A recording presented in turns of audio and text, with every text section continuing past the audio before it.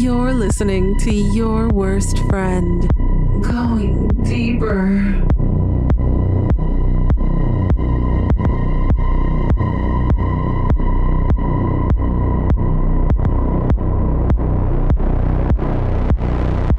You're listening to Your Worst Friend with Shane and Matt. Going Deeper, Season 4. I'm Matt. I'm joined today by my friend and co-host, Shane. Hello. And today we are joined by a guest that I reached out to personally, had no idea that our PR agent actually, I don't know if she even knows this story. I emailed her personally because I am such a huge fan of hers. And she forwarded the message to the greatest PR agent in the world, Erica, and said, "Are these guys legit? Like, they're using your name, blah, blah, blah." She wasn't even mean about it or anything. Like, make sure not to put me on these scumbags show. But ladies and gentlemen, today we have with us Shay SIghts. You can find Shay on Twitter at Shay_SIghts, on Instagram at Shay SIghts Official, and her OnlyFans. Go there, pay for it. However you're going to do. If she sells pay-per-view stuff, which we'll get into, make sure you pay for that. If she just sells the monthly subscription, make sure you pay for that. We're going to break in. We're going to go through her like business process. I'm like nervous. This is weird. You're nervous? Here's why. We've interviewed some of the biggest names, this and that. You are from, we'll get into it, Shay, but you're from vintage. That's a nice way to put it. And I would have even tried to put it even nicer. But you're from what I consider the golden age. Now, the golden age for every guy is when they were big, when around the time you were 16, 17, right? Make sense? Okay. Let me go through the plugs. OnlyFans at Shay_SIghts. Make sure you go to our website and follow us everywhere at yourworstfriend.com and at worstfriendcast everywhere. Shane, your plugs. Yeah, you can check out my wife's OnlyFans at goddamn XX goddamn GAHDAMN, or go to ManyVids and check out Kiki Filipina XO. Okay. Now that I'm done bumbling through that, she literally is going to go scream at Erica now. And like, these guys have no fucking idea what they're doing. One of them doesn't. No, I just want to know if I can also go deeper with you guys. Oh, well, I personally can't go very deep, but I'll go deep as far as I can. I was waiting to be able to like play off that, but then I got like 8,000 plugs after, and I'm like, can I remember this? Please remember this, please. It's a good joke. The plugs just kept going deeper and deeper and deeper. Or what were the names we originally ran through? Uncut. I mean, all the hack ones. After Dark, Uncut. And then going deeper to me just sounded like, I didn't see it anywhere else. Let's run with it. And our show name, Your Worst Friend, literally comes from the first episode where I just go, "You're just the worst friend I have, Shane. This is terrible." And then now we're downloaded in over 100 countries. That's a real problem with creating content. You have to make sure it lasts the amount of time, that you're going to be around. So how did you initially get the name Shay SIghts? Hold on, bear with me. I'm of gonna course. Put a battery pack on because I just got an alert that No, that's totally fine. A little low. All right, so hold on. No, you're good. Watching a porn star multitask here. All right. They're usually the best at it. Yes, they are wonderful. Exactly. Yeah, ski pole type stuff. I did a lot of skiing in my younger days. Sure, me too, Oh, you've actually done skiing, I think. We'll get into that. Yeah, no, I have. Oh. Not, okay. I mean, both ways. Sure, all the way. Ski poles and ski poles. I totally understand. I just packed a lot of snow in my nose. All right, so how did you pick the name Shay SIghts to start with? Oh, yes, thank you for circling back around. Sure. So I grew up in Vancouver, Canada. I want to say it was 5th grade.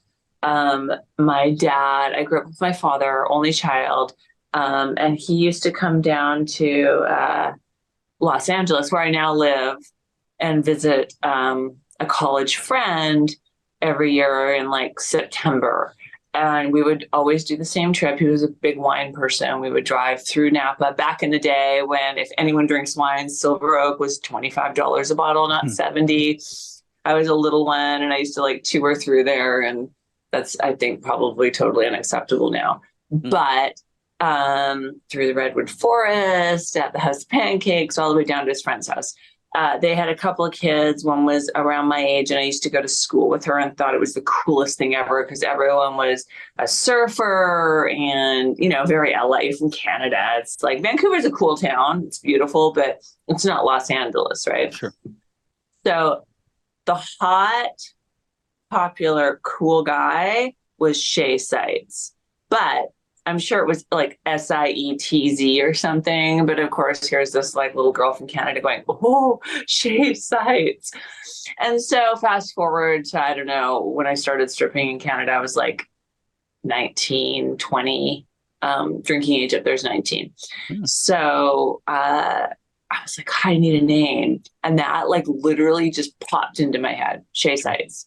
There you go. I mean, that's. I like that. You like androgenized it, you know, like I did. I would have never associated I like that. pegging a lot and stuff. So I mean, maybe, you know. So does Shane, yeah. I do. So your initial.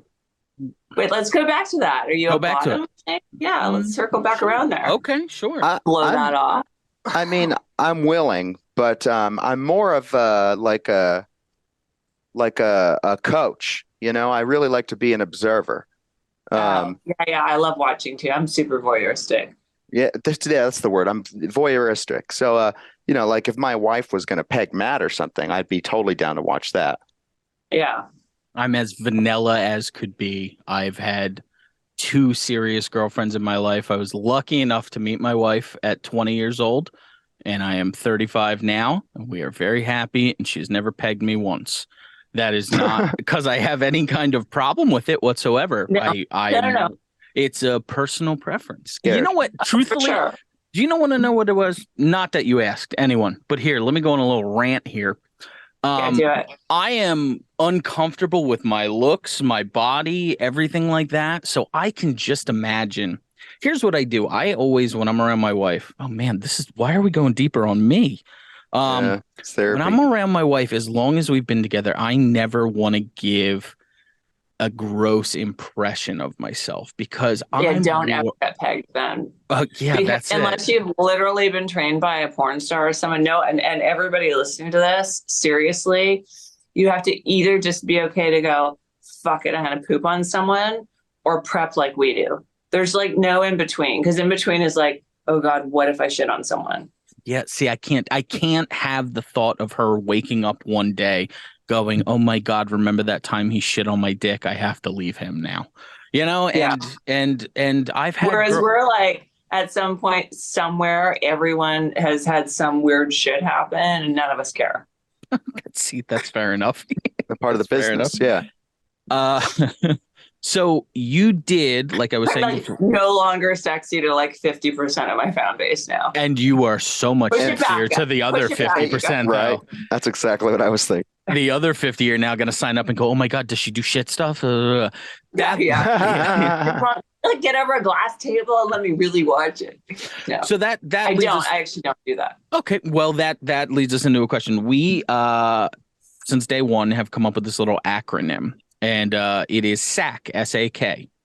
When we started doing the show, we would ask performers, what is something no amount of money could get you to do? And inevitably, one of them would say, like, well, I wouldn't fuck a dog, or like, I wouldn't fuck a kid. Hey, we know.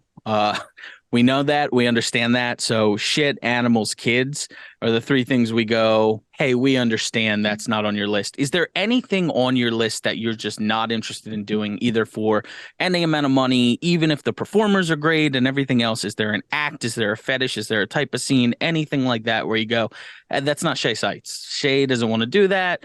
Shay speaks in the third person sometimes, and Shay is not interested in doing your scene. It's hard when you say any amount of money because it's not realistic, because there's no director that's going to go, oh, hey, like whatever that Demi Moore movie was, I'll give you $1 million to act. Decent proposal.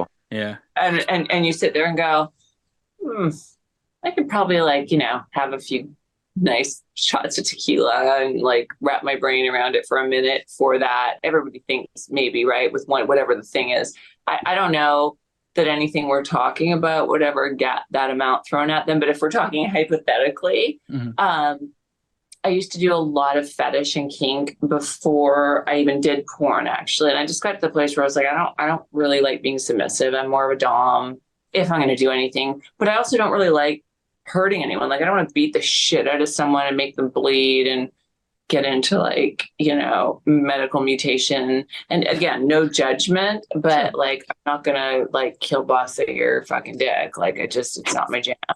Sure. I understand that. So. You're like, and I watched you grab yours just to look. You were like on the inside, kind of like, ee. Yeah. Well, we have watched on our comedy show. We've watched plenty of sounding videos, and that's just. I think Shane and I can confidently say, as openly sexual as we are, it ain't for us. That's not my thing. Yeah, and like hanging, like really, really heavy, like. I don't know if mutation is the word for it, but like when people have like things like hooks in their back and their mortification, mutilation. Yeah. So for me, like, could I do that to someone? I'm super empathic. As much as I'm like super deviant and like I have a side, I'm like extremely spiritually centered and very loving, but I'm also like, you know, the horns come out and I'm like, fuck yeah. So, sure. but I can't, I don't want to hurt people, especially at this point in my life, more so when I was younger, not so much that stuff, but I could have wrapped my brain around a little bit heavier domination, but I can't hurt people. Okay. So what is now that being said, I did fucking double fist Michael Vegas the other day and do a crazy pegging scene. However, he was like, oh my God, yeah, and loved it. And I was like, oh my God, I can't believe I'm fucking doing this right now. So if somebody's into it and they're open and fun, I will absolutely having fun. I'll push the envelope, but I can't hurt people. Sure. I guess the fear would be if you were doing something like that halfway through someone like, I don't like that. And then you would then feel like, shit, maybe I fucked up. Maybe I did something like that. That's not your thing. Because anyone can be open to anything, you know, like I said, with the sounding stuff. Yeah. The sounding stuff is the most horrendous thing in the world to me. If you like it, God bless you, or whoever bless you. It terrifies me because I can just picture it ripping something on the inside, or it's just scary to me. Yeah. For me, it's like not even, I don't even want to start because it's not like, it just gets to the point where they say no. For me, because I am so energy sensitive and I like feel people's things. So I'm good with passionate domination. Like I'm like, if someone's like, fuck yeah, like, you know, smacks the shit out of my ass, or I'll be like, okay, choke me. But when someone's like, punch me in the fucking face till I bleed, I don't know how to say this without sounding judgy, because I'm not. Like, I think everyone needs whatever they need for the therapy that they need from that. I think you had a good word earlier, empathic, right? Yeah. So it's I'm like you're going to feel that. You're going to feel that punch. I'm going to feel, why do you want to bleed? I'm going to feel, why do you want to be hurt that deeply? And even if it is therapy for you, which I think it is, probably a lot of people are working through different things, however they choose to do that. That's just something I can't be around because it's just too intense for me, and you know, like you'd say, well, you know, you're, you know, double fisting a guy or you're getting DP'd or whatever, and that's not intense. And I get the argument, but my stuff that I do feels okay within me, which was, you know, sort of the basis of your whole question, right? Sure. Everybody has boundaries. Sure. Yeah. Now, here's where I throw Shane under the bus. He's somewhat of a skeptic here on a lot of like cool stuff that I'm interested in. I have read you are very much into energy and energy healing and stuff like that. How does that play into any kind of scenes you choose to take, or how has that played into your career? Have you ever been like, man, I think I'm going to take that scene, and then something just kind of an intuition hits you, and you're, or I don't know. Explain the energy thing to me. Don't do a lot of that with so like, you know, I'm going to go a little woo woo on you. Please. So it's chakra system, right? And it's interesting because mathematically sound correlates, right, to mathematics. You guys know that, right? Like musicians. Of course. Yeah, sure. Right. So the chakras also correlate to sound, and there's 7 of them, and they correlate to the musical scale. Okay.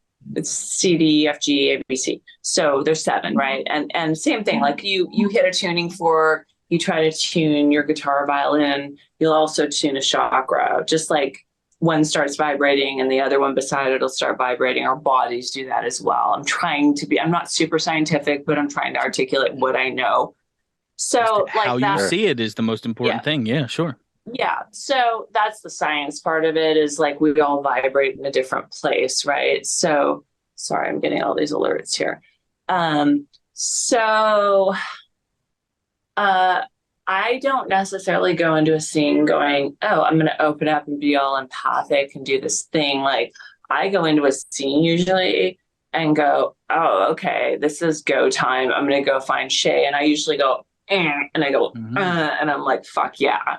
Right. Okay. But when I do energy healing, I'm more like, oh, like you don't want to shoot a porn scene like that. I mean, maybe you would do like a tantric scene like that, but I just don't.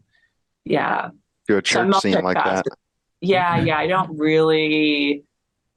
blend them. I'm not saying they're not blendable.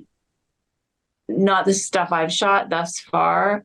Maybe some of the new stuff I'm doing that's a little more nurturing, like the family taboo stuff's a little more like loving, but I still don't. I don't really crisscross those. Like when I do healing work, that's when I do that stuff. Sure. So you don't bring it to set with you, but has it ever influenced anything? I bring who I am and my frequency with me everywhere I go. And usually I'm in the makeup chair and people go, wow, you're so zen. But you're vibrating really hard. Yeah. So are you. Go ahead. Sorry. Yeah. So I don't really try to integrate them because I don't really know that, like, pick your audience, right? And also pick your own way of living your life. Like it's fluid. Like, I don't think the people that want to watch my scenes want to see the facet of me that's all like, oh, because it's, and when I shoot porn, it's a cool outlet because we do have 7 chakras. And so 3rd, 4th, 5th, 6th, 7th, those are sort of the more ethereal ones, but we also have the lower ones and we're in a body. And so those are more sexual and I do other things other than porn. So I have a pretty good balance of when I do what. Sure. You totally makes sense. You did say something interesting, though. You don't know if your people would necessarily want you to bring that. And if you didn't want to cross those lines, I totally understand and respect that, too. But the thing that's so fun about porn is it's so niche, whatever. You would find people that would like that if you ever decided to. And that's what's sure. Actually, people do need healing. Absolutely. Sure. I think a lot of people turn to porn for it. And I've recently started doing some ASMR work. And I have I've never been the girl that can get 2 dicks in her ass. But I mean, I can get one. I get one if I prep really well with a butt plug. Like I can solidly do one. Right. But I feel like my 2 things are talking. Like I can just fucking diarrhea of the mouth. I've never heard anyone put it sexier though in porn though. Yeah. By the way, my name's Shay SIghts. I can just talk and gaze at you with my beautiful eyes. Have you ever heard of diarrhea of the mouth? Because that's what I have. Diarrhea. But just listen to me. You're gonna get hard instant. No, but I do. I can talk and talk and talk, and I love it. Like I love talking and blowjobs. Like I can deep throat. Yeah, those are my 2 things. And so that being said, because I do talk so much, I've started doing some ASMR. And I do think that that's an outlet that's kind of cool because it's not sexual Olympics. Like you're not trying to be too active. And it's more of the nurturing, MILFy stuff. But it's also this kind of making sounds and talking slowly. And it's about that tingly, stimulating thing. So I've been having fun with that stuff. Sure. Are there any? All right. So you, again, like I said, vintage. You got into it what I consider our golden age. Around Shane and I both graduated from high school in 2006. I think we probably bonded over our love of porn, which was weird, really weird. Well, yeah, dude, because remember, like a Mr. Kelly's history class and fucking right? Yeah, we about how much we loved Miko Lee. Yeah, we would be like, hey, Miko. Oh, see, yeah, she knows, yeah, Miko Lee. So how has the industry changed since then to now? Because I've heard both ways. I've heard it's much more progressive, more positive now. Like it is better for women on set nowadays. Like, and we're talking about mainstream. Obviously, you talk about the inclusion of the different streams of revenue you can bring in through many different sources now. But let's just talk about it's like what thing are we talking about, right? Sure, like when you talk about the good old days with anything, like I don't know, I'm gonna throw this out there, right? Like I mean, and I might say this and everyone's like, what the fuck are you talking about? But it's like, I would go, and my dad had several jobs, and I would go and like sit in a bar with him when I was younger in some little country town, and like nobody cared, right? And if he stayed there and hung out and whatever, and I would just sort of sit there and like, he wasn't hammered, but things were a little more acceptable. Mm-hmm. And I think that and I just think that we were sort of allowed to like go figure our life out and go, you just came home when it got dark, and the parents sort of trusted you a little more. And you guys are obviously younger than me, but that's sort of the way it was. It was a little bit more of like the wild, wild west. And porn, when I shoot with directors now that I used to shoot with back then, we're like, fuck, do you remember when? So it was cool in a sense of it was just really open and free and not so constricted and it was the golden age. Like it was just different. Like we shot big features, you went to set, and it was cool in a lot of ways. Now there's a lot more compliance, a lot more HR. Like you sit there, you do a video check-in, you check what's okay, what's not okay. And I never had an issue, but I've heard that a lot of things through the years have happened. So it's probably a really positive thing, right? That you sit and go over what you're okay with and what you're not okay with, and that there is absolutely no way any kind of rape type thing can be misconstrued as being okay, right? I've heard a lot of things as far as people kind of running with that and taking advantage of it, but I've also heard of a lot of girls being put into a safe place, and there's a lot of arguments for everything that's been said. I have no issue doing it, so that's how things have changed, and it probably protects women and men. Like it probably protects everybody. Everyone, yeah, sure, yeah. Obviously, right? So that's a lot different. Like I came in, I'm like, what is this? And obviously the family taboo, like it's huge now, and I'm like, what the fuck is this? Like I left in the heyday of things, in my opinion, and it was like I came back and we were just all peeing on each other, and now you can't pee on each other, but we're all like fucking our step family. So, and I'm like, I mean, I was like, literally, what is this? Why are we all fucking our family on set? But I blame Game of Thrones. Morals have shifted in that sense, sure. So there's a lot of different stuff. I don't know. I mean, is it better or worse? Like it's where I'm at now, and it just is. Sure. I love the people. I think that they're the most amazing, unconditionally loving, open beings. Of course, there's people that are well integrated and not so well integrated in their lives in any industry, in anything you'll find in life. So sure, there's a little bit of that, and we have had some people through the years that have had struggled, but I think that's everywhere. I think it's amplified. It's when it's in porn, the media wants to focus on it. You already have a target on you. Yeah. You're doing this because XYZ. We're all fucked up. We were all abused, blah, blah, blah. No, like I came from a pretty awesome family, and I'm talking about family, which I'm going to talk about it, but you're more than welcome to. Yeah.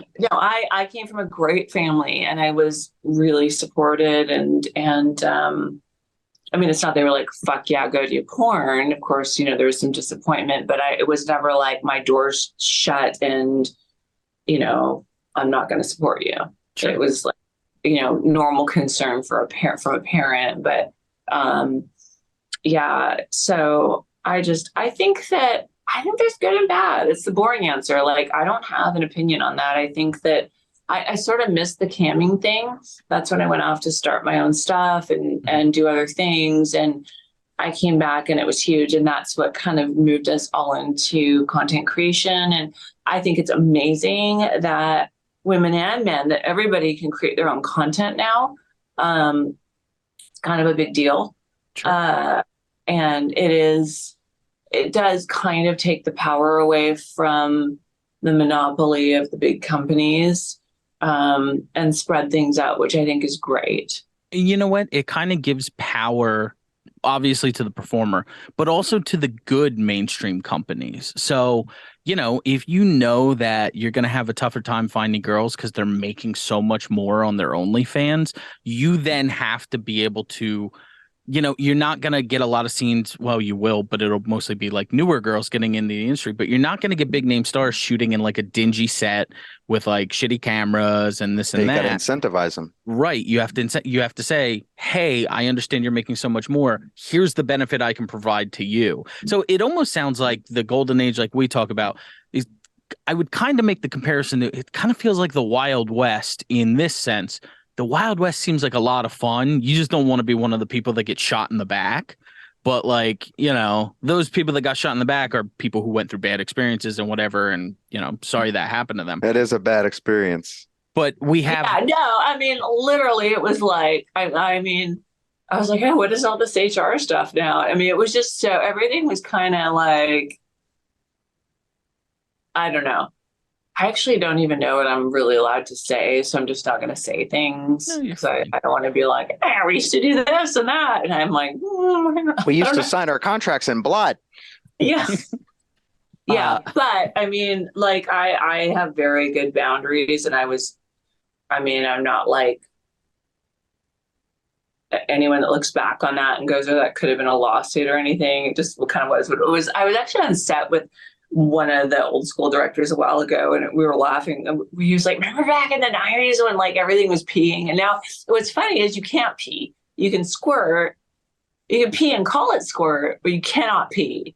That's really? Like where they draw the line. Where you can fuck your whole family if it's step. Now we can't pee. Right. We're talking like the big name sites, right? Are we talking about that? Or like kink sites you can still shoot? Shane's favorite question. Shane, ask your question. I mean, do you like pee? I don't. No, not particularly. Okay. I sure do like it. I mean, I will pee on you all day long. I just don't want to be peed on. Oh, yeah. I don't mind peeing on someone. But again, back to my thing about peeing, like as long as the person, that's not hurting someone. Like if someone's like, fuck yeah, pee on me, I can get into that because I feed off energy. Sure. But do I want to have someone piss on me? I'm like, it's kind of like my nipples. I'm like, I don't know, man. Like they're not super sensitive. It hurts if you pull on them too hard. Like there's other parts of my body I'd like touch more than my nipples. So that's kind of how I feel about pee. But I will totally. I will fucking pee all over someone. And I've done a ton of it. But my point was like back in the day, everything Penthouse, like everything. Oh, I remember. Remember? Yeah. Every time I would sneak one of my steps. Mm-hmm. Yeah, all the centerfold girl would always like be spread eagle taking a huge piss, and that was for no reason. You're like, what's the story? There's no story. She's just pissing. And so I was on set, and I'm like, remember when? Right. So there's a lot of that. Remember when? And he's like, yeah. And he's like, and I'm like, and we shot. It was called Big Boob Lesbian Cops. I shot with Kianna Dior. We were laughing our asses off because I was like, there's no fucking way we could ever shoot that because we were these drunken cops. And I was like fake drinking. And then she's like, you're a drunk cop. And I'm like, wait, you're drunk too for no reason. And then we do this like girl lesbian cop scene. And then we both like, he's like, and then you guys like pissed off the edge of the desk for no reason. And I'm like, yeah, I think we did.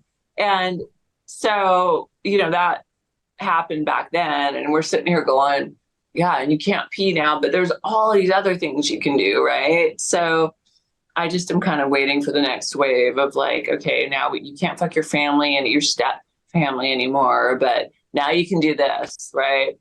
So you seem pretty intelligent with this stuff. What is the next wave? That's a question I've been asking too.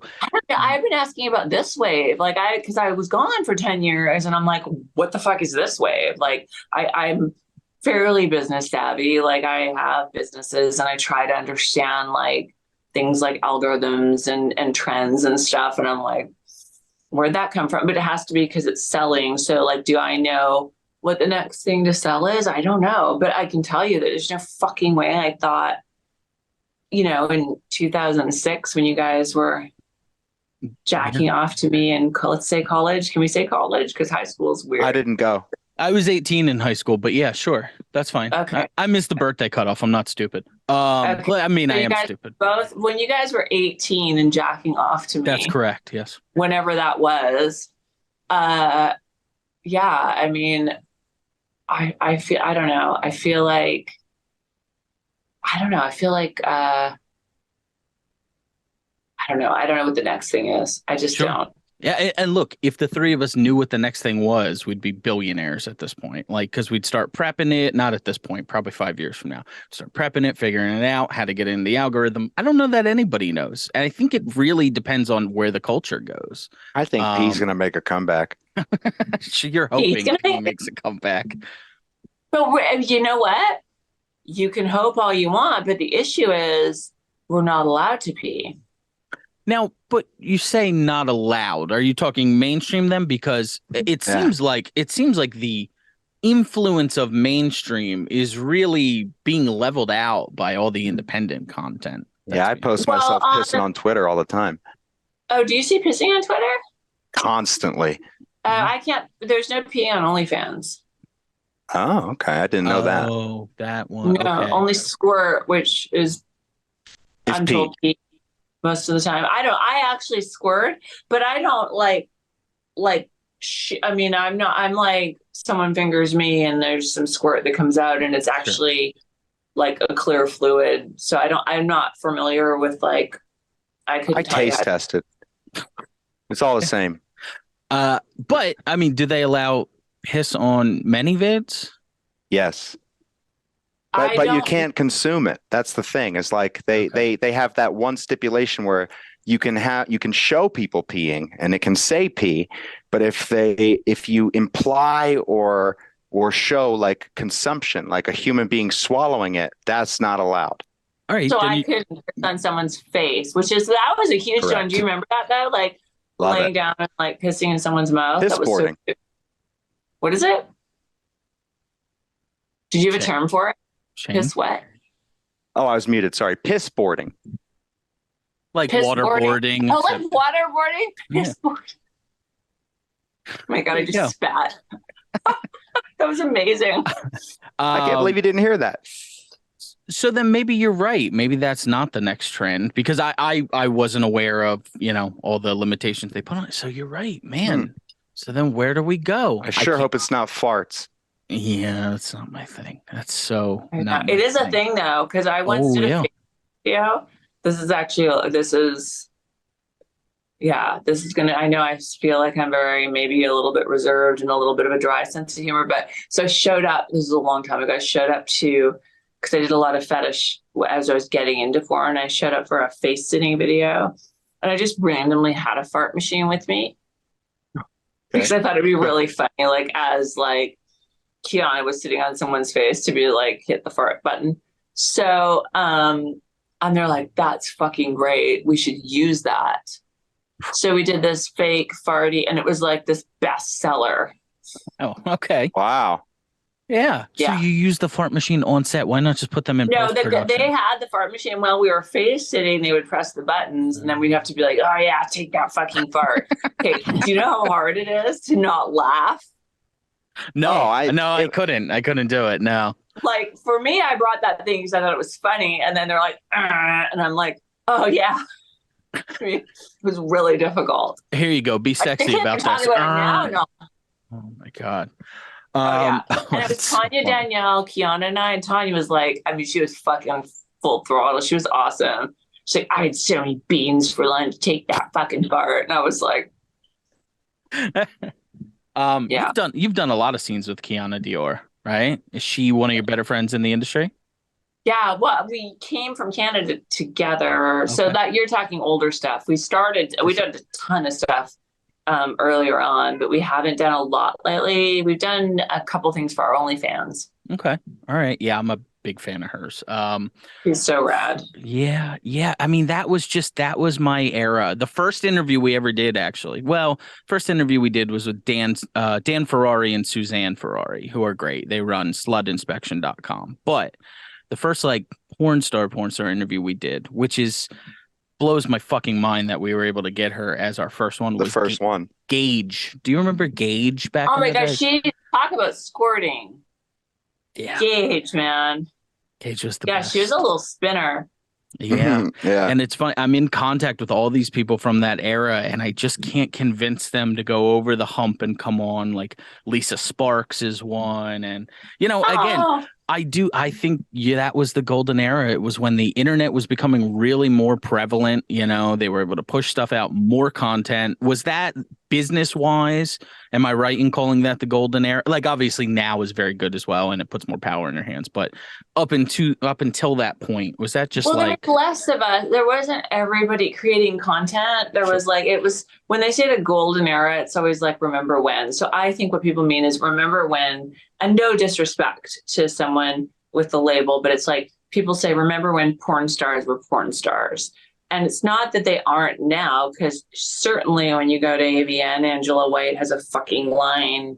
Sure. You can't even see to the end. So it still exists. But back then, there were only us that went, and we were in the movies, and people came and we signed at the show, and there was a big line, and there wasn't anybody else, right? There wasn't cam girls, and there wasn't anyone creating content or anything else. So maybe we had just, monopolized the market. I don't know. There was less people. And also too, like, we've opened up as a society. So back then it's like, oh God, you're a porn star. And it's like, fuck yeah, I am. And you have to own that and get into that vibe of being okay with it. But not everybody could do that. Now it's way more accepted. Girls, I feel like there's so many girls getting in when they're younger and actually handling it well. Yeah. Like old souls. Like I go to set and there's a lot of young girls and it's like, I normally, like back in the day, I would have worried about girls, and now they're like pretty like balanced and good with what they're doing. And I'm not concerned about them, like they're like, sure. Yeah, this is what I'm doing. I'm sexually open. I'm bisexual, whatever it is, or, and they feel really good with their life choice. It's not like, oh God, are you sure this is okay for you? You're going to fuck your life up and have like a porno meltdown in a year.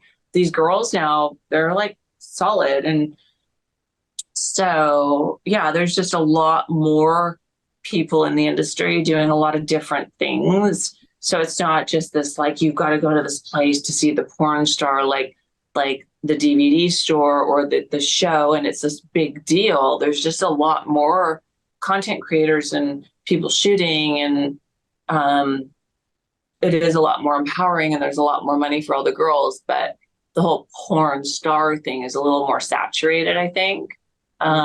We recently spoke to someone about that. It's almost like the same with Hollywood too, where like you didn't know what Jack Nicholson was doing in '85, but now Ryan Reynolds tweets every day and everything else. It is accessibility. I wonder how it's both. That's I assume, a great word. Accessibility. Yeah, I wonder. It's both probably helped your folks' brand or being able to sell, but it's also, and this isn't necessarily a bad thing, it's also taken some of the mystique away from you guys, right? Mystique, another great word. Yeah, I try. The accessibility and the mystique. That's the push-pull, right? It's like, yeah, it's not such a big deal anymore. I'm not saying if like one of your fans saw you on the street, they wouldn't be like, oh my God, wow. But it's like, it's not, everybody's creating content. Everyone's on OnlyFans. Like, it's kind of leveled the playing field. Yes, put everyone on an equal level. And some of the stigma's gone. Now, leveling the playing field is great, but I wonder if some of the people who were in the industry longer feels like it kind of takes away from, you put in the hard work. Again, all of us are, I think, all for anyone being able to create any amount of content. But do you sometimes look at these girls who have, pull in $100,000 a month or something on their OnlyFans, and you're just kind of like, fuck, that girl didn't put in the hard work. I put in the hard work. Do you ever feel that way or no? All positive vibes. Yeah, I'm a negative monster, by the way. So I feel more like, motherfucker. I'm like, you figured out the beginning of COVID on your OnlyFans and I didn't. Yeah. I waited until they shut all my businesses down and went, fuck, now what do I do? The first time I attempted to do a podcast before I hooked up with my friend Shane here, Joe Rogan was on episode 37. So I could have really gotten in on the ground floor of the podcasting thing, and now we're just catching up. So that's good. That's great. I'm a sightseer. I also was buying Bitcoin at $100 a coin and then selling it at 1,000. So I've always been early on stuff and then fucked myself before it really metabolizes, which is why I'm trying to find the next goddamn trend for the next goddamn decade. Piss. What it's going to be. It's not piss. Stop saying it's piss. Well, I don't know. Yeah, well, he's just saying it's piss because he likes piss. Yeah, that's what he back likes. to Bitcoin. I mean, do you have any? I mean, I have someone that trades for me, and I try to watch it a little bit. Like I have someone that leverages for me, and I mean, I don't know, man. It's so volatile, but it's fun, right? As long as you're not overextending. It's all fun, and that was part of the problem with the pandemic is that people were looking for fun. That was with the Robinhood trading, which I had Robinhood a couple years before the pandemic started. I just see something and I go, hey, there's a utility for that. And there is a utility for Bitcoin. The problem comes in, watch Shane fall asleep. Just Google some piss porn, Shane. The problem with Bitcoin is that it is the ultimate fight against the government being able to print money. And at the same time, the government does have the ability to an extent to put a boot on its neck at any point it wants. It can shut down exchanges. It can do whatever. People will say, yeah, but the great thing is Matt can take his computer over to Shay's house and trade Bitcoin for fiat. Like I can type it and send it over to you and everything like that. And it's like, great. But if stores aren't accepting it and if car dealerships aren't accepting it and you can't do this and that, then what is the actual... Well, if you can't cash out and put it in your bank account, if you said, I'm going to trade on, whatever platform I'm going to trade it on, and then I'm going to still sell it, buy it, do all these things, then at what point do you say, like, then what do you do with it? If you're an American citizen, you can't put it in your bank, right? Sure, right. The government has the full ability. Wow, we talked about family and politics today, folks. The government, regardless of who's in office, has the full ability to put the. Oh wait, is this politics? Oh, I don't care. I was going down politics just in the sense that I like the idea of Bitcoin. I just worry that if the government, whatever government. So nice, though. I feel like when people say politics in this day and age, I'm always like, oh God, let's not fight. No. But this doesn't feel politicky at all. This feels like intelligently financial. Okay. All right. I think it's always smart to have a little bit of everything because you never know what's going to pop. Absolutely. Sure. Absolutely. Sure. I'm a real estate person. Like I have rentals and Airbnbs and stuff, but I have a little Bitcoin. I have enough Bitcoin that like if something happened, it wouldn't be a big deal. But if something happened positively, you could make something out of it. Yeah. And I always have someone trading and leveraging it, but I don't have money in the stock market anymore. Sure. I'm mostly in cash, but I have a little bit of tech stuff because there are certain companies Amazon is a company I look at and I go, I use Amazon almost every day. Yeah. So I want to see about something. Sure. But I get what you're saying. And whether it's what the guy who trades for me says is he's like, whether it's Bitcoin or it's ETH or it's the next thing, the way society is now is that they want something someone can't control. Right. Which is what you kind of just said. Yeah, but they can, again, the fear is that they can block the means for you to be able to use it. So again, Bitcoin will never go away in the sense that I can go to your house and I can send you some Bitcoin and you can trade me something, perhaps like piss pornography in kind for that. But if they block pegging porno, yeah, sure. If you were trading, he would take the piss. I'll take the peg. Well, I would sell it to him for fiat currency. So that's what I would probably do.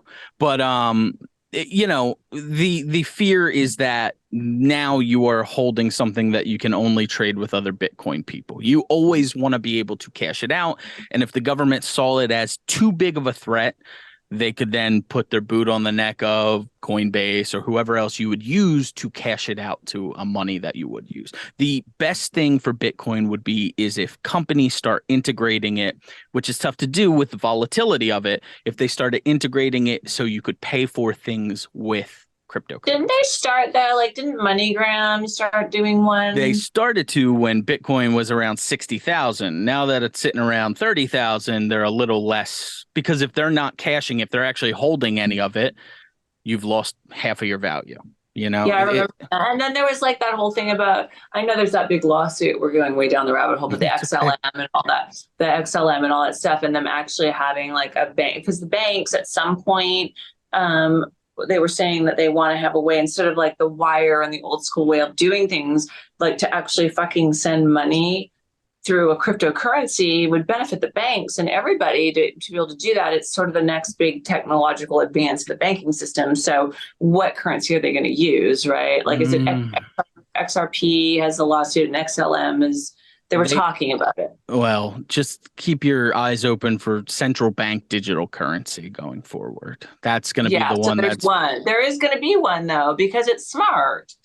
Whatever they decide it is going to be the one, right? Oh boy, I am going to take you down just a 2-second real political rabbit hole. Okay. And you do not have to state your opinion whatsoever, because I don't want you to. It's not political, because I'm not angry. No. My answer is gonna come anger off you. Political. No, either way, I'm not gonna give my opinion on it. But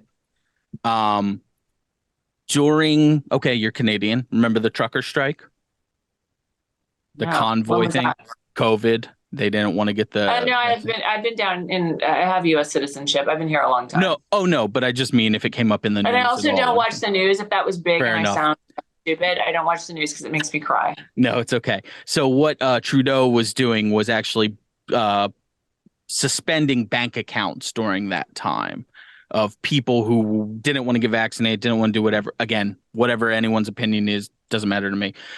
But the idea that if you had a digital currency that was controlled by the government, and say you used your share of carbon emissions this month, so what we're going to do is pause your ability to spend your money. Or if you were caught going through red lights 6 times and no police officer caught you, but a camera did, and the fine could just be assessed to your central bank digital currency. That is full government control, and that's what's a little bit scarier than something like Bitcoin or Ethereum, which, by the way, are the only two I would recommend, because Ethereum has a use and Bitcoin is the Band-Aid or the Google of cryptocurrency. Yeah, right. Those are the only two I have right now. I think I bought like a XLM, but only just a teeny bit. Just to mess with it. You never know what's going to pop. You just, diversify that. But the idea of anyone having control over your money is, to me, the opposite of what cryptocurrency should be. So if the government, any government throughout the world, is running their own cryptocurrency, I'm not interested personally. Yeah. Sure. So anyway, when you were, who was your favorite performer to shoot with back in the early 2000s besides Kianna Dior? Everyone always asks me that, and it's like everyone has something to offer, and it depends on the day of the week. Like, I mean, like, how do I feel? Everyone's got different fun things, there. Yeah. I think, and I would never say who was on my no list, but it's more like, who's your no list? Those are the people I definitely don't want to shoot with. Mm-hmm. But everybody else, like, oh, it's this person, that'll be cool because of X, and this person's today, that'll be wild. She's fucking wild, that'll be cool. Like, I mean, I don't really have like total favorites, Sure. Makes sense. Is there anybody in today's industry that you have yet to shoot with that you'd be interested in shooting with? Oh, fuck yeah. So I all the time get told that Reagan Fox and this is a funny story. So I went to AVN maybe like 4 years ago before COVID, just to go say hi to some people, and everyone's like, you look like Reagan Fox. And that's where I had one of those moments where you're like, wait a sec, I put this on. I'm like, I look like Reagan Fox? I've never heard of Reagan Fox. I mean, and then I was like very humbled because I'd been gone for 10 years and come to find out she's like pretty popular and done a lot of stuff. And so she comes running up and she's like, hi. And we met and we became very good friends. we've still not shot together to this day, but people still come up to us like directors and agents and mistake us for each other. We constantly get people posting on Twitter pictures of each other. We don't think we look drastically alike, but everybody else does. They're like, you should be sisters, which of course right now is huge, right? So I'm really looking forward to shooting some stuff with Reagan. Oh, I've got the scene. We can incorporate all of the incest taboo stuff. You are both taking your college sons to school and your sisters, and then the sons then fuck the aunts. How's that work? Yeah. Oh, there's so much. She Auntie has a swap. really, really cool, like super creepy, like, because her and I are both pretty good with the stepmommy talk at this point. So she's got some pretty cool script ideas, and we're excited. We've been talking to a few people about it. I don't know where it's going to go or how it's going to work out, but that's one I'm really excited about. Fair enough. Yeah, so that's where the devil horns pop out, right? It's like, oh, that'll be creepy. What can we do with that? Let's have fun with that. So. It's never been my thing, but I totally understand, and I get it. Especially I like when they really emphasize it's like step. It's step. Just so you all know, it's step. Well, that's illegality. Is it really? It's compliance. Yeah. You got to say step, and you got to establish age, which you're well versed on because we've done it on this show. So imagine you forget to say step one time, and then the government hits your central bank digital currency for a nice little fine. That's the problem. Yeah. There you go. That's why I'm really happy that I got paid for the scene and it's not my company. There you go. Shane, any final questions for Shay here? No, she answered my favorite one. I'm glad she would piss board me. Good. I'd piss board the shit out of you. I won't be piss boarded, but I will piss board you. I think that's the best answer I've ever gotten on this show. Thank you for that, Shay. I think I'm a solid pisser too. Well, sure.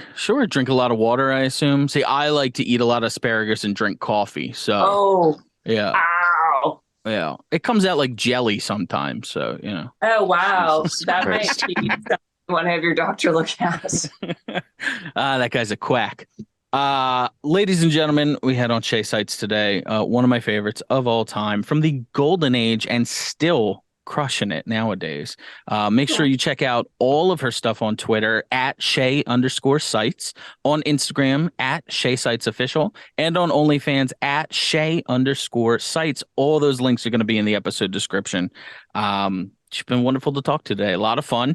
She's a great talker, which I can just imagine what the dirty talk is like, because that's something I like, Wonderful. Shay, thank you very much for coming on today. Thank you guys so much for having me. For your worst friend, I'm Matt. I'm Shane. See you next week.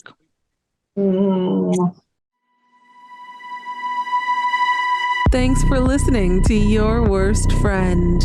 Going deeper.